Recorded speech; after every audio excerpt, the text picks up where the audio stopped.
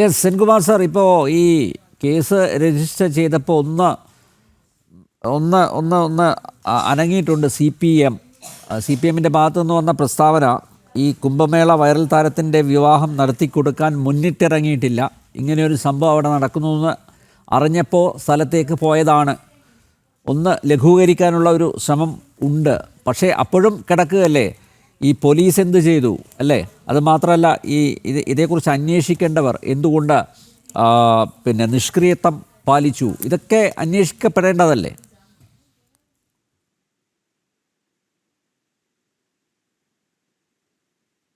തീർച്ചയായിട്ടും ഇതിൽ ഒന്നാമത്തെ ഞാൻ ഈ പറയുന്ന ക്ഷേത്രത്തിന് ശ്രീ ജലീൽ പുനലൂർ മനസ്സിലാക്കേണ്ട കാര്യം, ഒരു മിശ്ര വിവാഹം നടത്തണമെങ്കിൽ നടത്താം, പക്ഷെ മിശ്ര വിവാഹം നടത്തണമെങ്കിൽ അത് സ്പെഷ്യൽ മാരേജ് ആക്ട് പ്രകാരമേ നടത്താൻ പറ്റുള്ളൂ.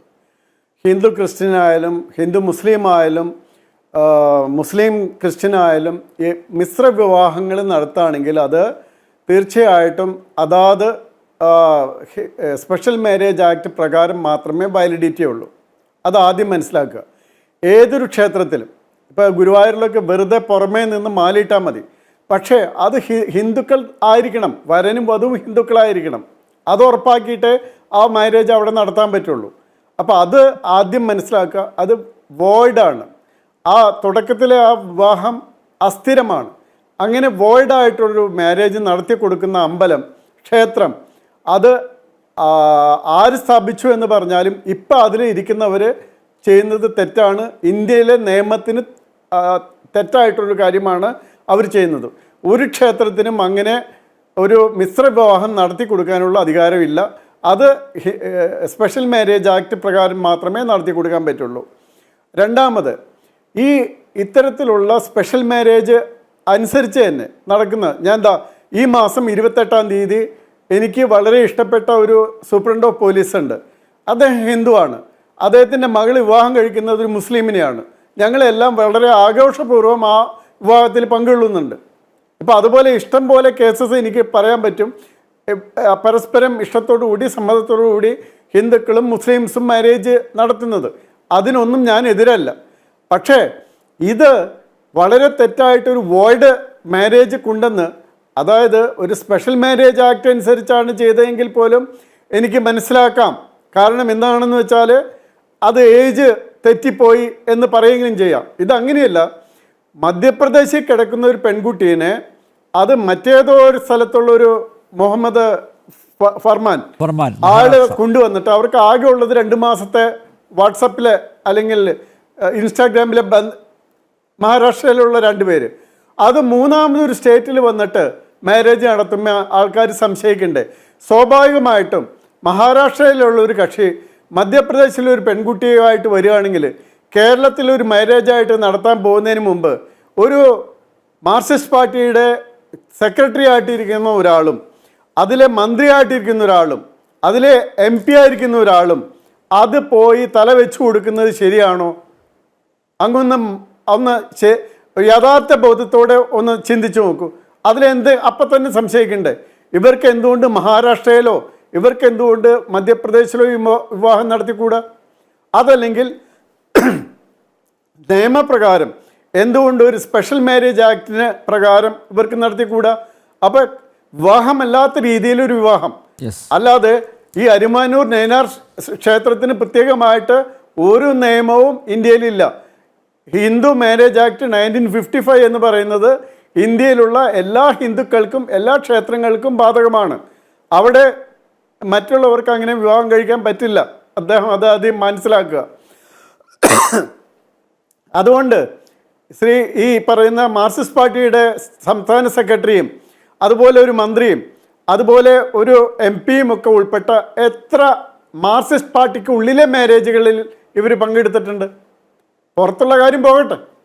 അപ്പോൾ യാതൊരു പരിചയമില്ലാത്ത മഹാരാഷ്ട്രീയനും മധ്യപ്രദേശുകാരുമായ 2 പേര് കേരളത്തിൽ വരുന്നു.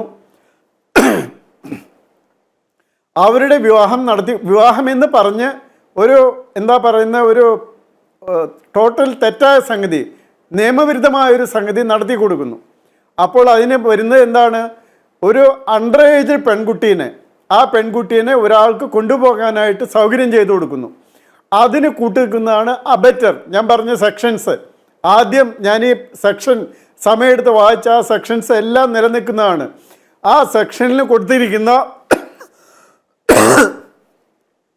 പണിഷ്മെൻ്റ് എല്ലാം കൂടി എടുത്താൽ ഏകദേശം 150 കൊല്ലത്തോളം വരും. അതാണ് ഞാൻ പറഞ്ഞത്. ഇപ്പോൾ പോക്സോ കേസിനൊക്കെ എത്ര ശിക്ഷ കാണുന്നത്? 80 വർഷം, 200 വർഷം, 300 വർഷമൊക്കെയാണ് പോക്സോ കേസിന് ശിക്ഷ കാണുന്നത്. അത് ശിക്ഷിച്ചാൽ അപ്പോൾ തൂക്കിക്കൊല്ലാനൊന്നും അതിൽ വകുപ്പില്ല. പക്ഷേ ഇത്രയധികം ശിക്ഷ കിട്ടാനുള്ള വകുപ്പ് അതിലുണ്ട്. മാത്രമല്ല ഇത് അറസ്റ്റ് ചെയ്യാനായിട്ട്, ഈ കേസിൽ അറസ്റ്റ് ചെയ്യാനായിട്ട് ആരുടെ അനുവാദം ആവശ്യമില്ല. ഇതെല്ലാം കോഗ്നിസബിൾ ഒഫൻസാണ്, നോൺ ബെയിലബിൾ ഒഫൻസാണ്.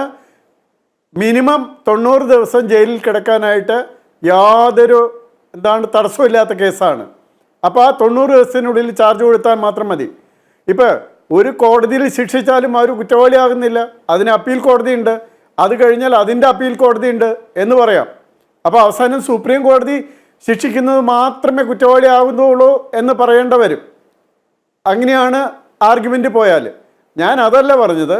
ഈ വകുപ്പുകൾ അനുസരിച്ച് കുറ്റം ചാർത്തപ്പെടുകയാണെങ്കിൽ അവർക്ക് 10-200 വർഷത്തോളം വരുന്ന ശിക്ഷ കിട്ടാനായിട്ടുള്ള വിവിധ വകുപ്പുകൾ നിലനിൽക്കുന്നു എന്നുള്ളതാണ്. അപ്പോൾ ഇതൊന്നും അറിയാതെ, ഈ ഫർമാൻ ആരെന്നറിയാതെ, ഈ മധ്യപ്രദേശിലെ പെൺകുട്ടിയുടെ പ്രായമറിയാതെ, അവരുടെ പാരൻസിന് ഇതിന് സമ്മതമാണോ എന്നറിയാതെ, ഈ നടക്കുന്ന കാര്യങ്ങളൊന്നും അറിയാതെ എന്തിനു വേണ്ടിയാണ് പോയത്?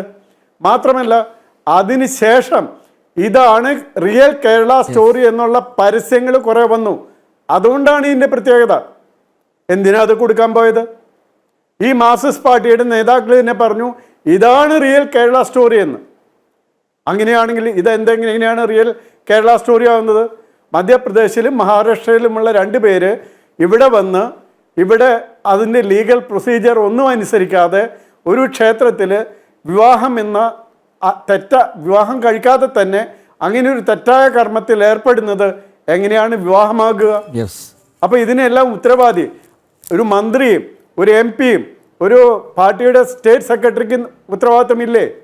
കൂട്ടുകൂടി നിന്ന് അത് ആ ഉത്തരവാദിത്തത്തിൻ്റെ ഇത് കൂടുതൽ വർദ്ധിച്ചു കാണുന്നത് എപ്പോഴാണെന്ന് വെച്ചാൽ ഇതാണ് റിയൽ കേരള സ്റ്റോറി എന്ന് അവർ പിന്നീട് പറയുമ്പോഴാണ്. അപ്പോൾ അതിൻ്റെ പ്രാധാന്യം വർദ്ധിക്കുന്നു. അപ്പം നടന്നത് വിവാഹം എന്ന് നമുക്ക് പറയാൻ പറ്റില്ല. ഈ ഒരു ബാലികയെ ഒരാൾക്ക് കൊടുക്കുന്നു, അയാൾക്ക് സെക്ഷുവലായിട്ട് ഉപയോഗിക്കാനായിട്ട് കൊടുക്കുന്നു. ഇനിയിപ്പോൾ ഇത് ആർക്ക് നടന്നു എന്ന് അറിയാനായിട്ട് മെഡിക്കൽ എക്സാമിനേഷനൊക്കെ നടത്തിയാലേ പറയാൻ പറ്റുള്ളൂ. അപ്പോൾ അതുകൊണ്ട് മധ്യപ്രദേശ് പോലീസ് കേസന്വേഷിക്കുന്ന സമയത്ത് ഉണ്ടാകുക ഇവരെല്ലാം കൊണ്ടുപോകേണ്ടവരില്ലേ? മധ്യപ്രദേശിലേക്ക് കൊണ്ടുപോയി ചോദ്യം ചെയ്യേണ്ടവരില്ലേ? ഇതൊക്കെ വരും. അപ്പം അതുകൊണ്ട് ഇത്തരം കാര്യങ്ങൾ ഉണ്ടാകുന്ന സമയത്ത് സാധാരണ നിലയ്ക്ക് സാമാന്യ ബോധമുള്ളവർ നോക്കേണ്ടത് നിയമപരമായിട്ട് ശരിയായിട്ടുള്ള കാര്യത്തിലാണോ ഞാൻ നിൽക്കുന്നത് എന്ന് നോക്കേണ്ട ഒരു ആവശ്യമുണ്ട്. അതാണ് ഞാൻ പറഞ്ഞു വന്നത്. ഓക്കെ.